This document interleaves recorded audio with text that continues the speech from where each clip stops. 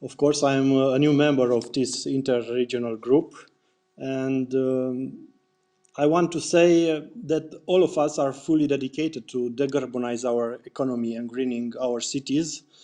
And the sustainable urban mobility plans that we have designed and currently implement show our commitment to mitigate the root causes that lead to emissions of greenhouse gases, to adapting to the climate emergency. However, the cost of net zero carbon will be high. Over 1 million jobs in car parts manufacturing and supply chain might be lost.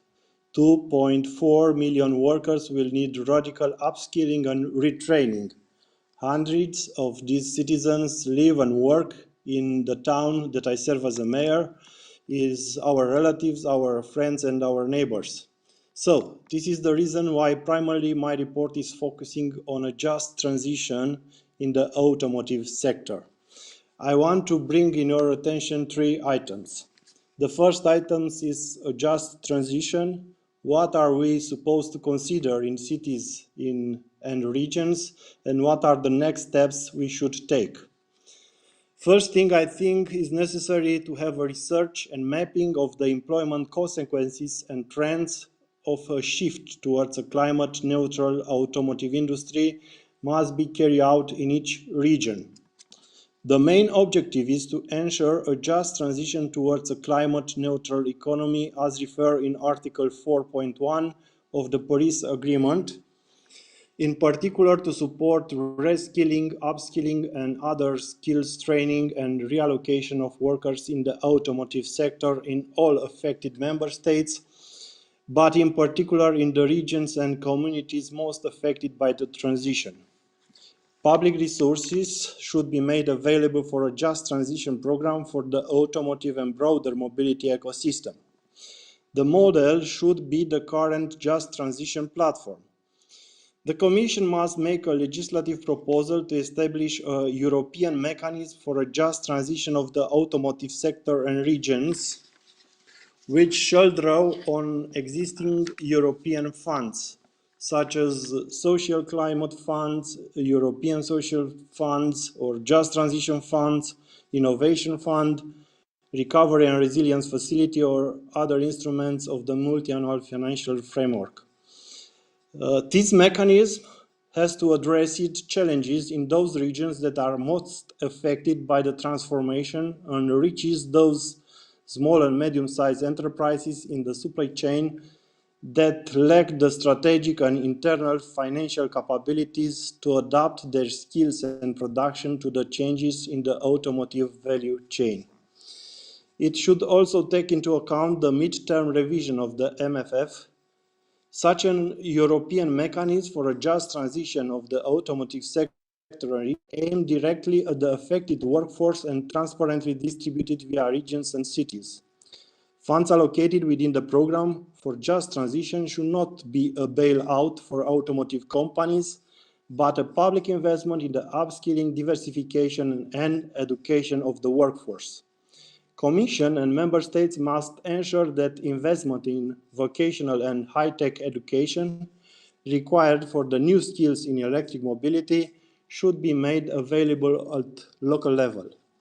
New operation in the electric mobility of the same automotive company should be kept on the same territory if it's possible, current factories benefiting of preeminence. So, a just transition from my point of view needs 3 points: adequate resources, policy support, and transition planning and social dialogue. The second item is infrastructure. No transition is possible without adequate infrastructure. From a regional perspective, the existence of various ranges of technical solutions must be considered. Technological neutrality, as you said before, that could include not only battery electric vehicles, but also hydrogen, synthetic biofuels, or biogas solution could address, at least in the short and medium term, the problem of CO2 emissions from the transport sector. We should watch, however, that the Renewable Energy Directive and most especially the sustainability criteria for biofuels are properly transposed. The assessment of the biofuels should be based on their emission intensity. Such an assessment must consider the whole life cycle of a specific biofuel and its impact on land use change, indirect land use change, biodiversity, and food security. It is also essential to install only fast charging points, which means 150 kilowatts and over, and equally distributed on EU territory. Regions and cities should be consulted in setting targets, and local authority must be recommended to introduce smart charging planning in their sustainable and urban mobility plans. The Commission should make sure that electric vehicle charging infrastructure is covered by smart new digital technologies that will allow for affordable prices in real time. Also, extension of smart charging will be the prerequisite for fast and cost-effective for an integrated grid for electric vehicles. Charging points across the EU should be consumer-friendly and provide for a faster uptake of electric vehicles. In this sense, the following issues should be harmonized: easy access to information on the availability of charging stations, harmonization of payment solution, indicative charging tariff, quality of service, better visibility of the fuel price, open and shared data. And the third point is targets. Cars and vans represent the biggest share of greenhouse gas emissions in the transport sector, and average emissions from cars with internal combustion engine are rising in the last years. So, of special interest is the fact that we need to address measures to avoid polluting second-hand diesels that are being dumped in Eastern and Central European member states, shifting the toxic pollution and carbon leakage problems to less wealthy regions. This is impeding EU cohesion and works against the core value of the European project. All EU citizens have equal right to clean air.